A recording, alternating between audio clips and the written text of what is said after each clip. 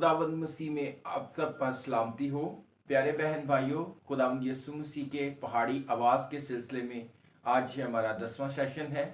तो आए कलाम मुकद्दस से देखते हैं मुकद्दस मत्ती रसूल की अंजील 5वां बाब और उसकी 13 आयत से 16 आयत तक। कलाम मुकद्दस में यूं लिखा है, तुम ज़मीन के नमक हो, लेकिन अगर नमक का मज़ा जाता रहे तो वो किस चीज़ से नमकीन किया जाएगा? फिर वो किसी काम का नहीं सिवाय इसके कि बाहर फेंका जाए और आदमियों के पाँव के नीचे रौंदा जाए। तुम दुनिया के नूर हो। जो शहर पहाड़ पर बसा है वो छुप नहीं सकता, और चिराग जलाकर पैमाना के नीचे नहीं बल्कि चिरागदान पर रखते हैं, ताकि उससे घर के सब लोगों को रोशनी पहुँचे। इसी तरह तुम्हारी रोशनी आदमियों के सामने चमके, ताकि वो तुम्हारे नेक कामों को देखकर तुम्हारे बाप की जो आसमान पर है तमजीद करें। आमीन। खुदावंद के कलाम का पढ़ा और सुना जाना हम सब के लिए बरकत का बाइस हो।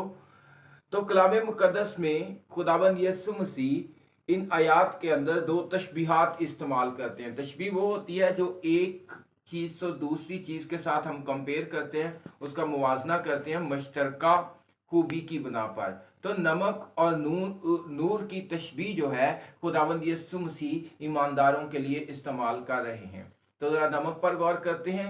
नमक जो है वो खाने के टेस्ट को अच्छा बनाता है, एक बात, और वो खाने को ख़राब होने से बचाता है, दूसरी बात। तो खुदावंद कहते हैं तुम ज़मीन के नमक हो। ज़मीन पर खुदावंद ने ईमानदारों को इसलिए रखा है ताकि वो ज़मीन के टेस्ट को अच्छा बनाएं, और दूसरी बात ताकि वो दुनिया के ख़राब हालात को जो है वो बेहतर बनाएं और बेहतर बनाने में मदद करें, बेहतर रखने में मदद करें।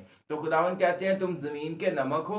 अगर नमक का मज़ा जाता रहे तो फिर वो किस चीज़ से नमकीन किया जाएगा? अगर हमारे अंदर वो नमकीनी, वो अच्छी सलाहियतें, वो खूबी खुदा ही नहीं है, तो फिर हम खराब नमक की तरह हैं जो कि बाहर फेंका जाता है और आदमियों के पाँव के नीचे रौंदा जाता है। अब दूसरी बात, खुदावंद कहते हैं तुम दुनिया के नूर हो, और नूर जो है तुम दुनिया के नूर हो, और चिराग जलाकर हम ना तो पैमाना के नीचे रखते हैं, और जो शहर पहाड़ पर बसा है वो छुप नहीं सकता।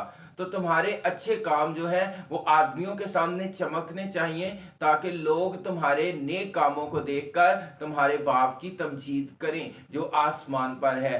तो आसमानी बाप के कामों को गोया जमीन पर करना ईमानदारों की एक अहम ड्यूटी है, और बिल्कुल दिखावे के लिए नहीं बल्कि इसको फर्ज समझते हुए और इस बात को सामने रखते हुए कि ये बतौर बिलीवर, बतौर आसमान की बादशाही का सफ़ीर मेरी ड्यूटी है, तो हमें इन कामों को करना है।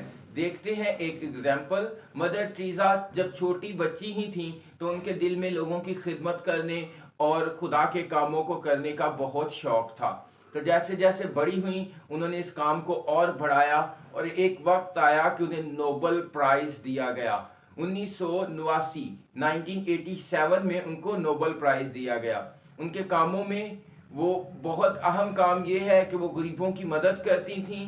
बीमारों के लिए उन्होंने हॉस्पिटल्स बनवाए, और उन्होंने यतीम और बेसहारा लोगों के लिए घर, यतीम खाने और होम्स बनवाए।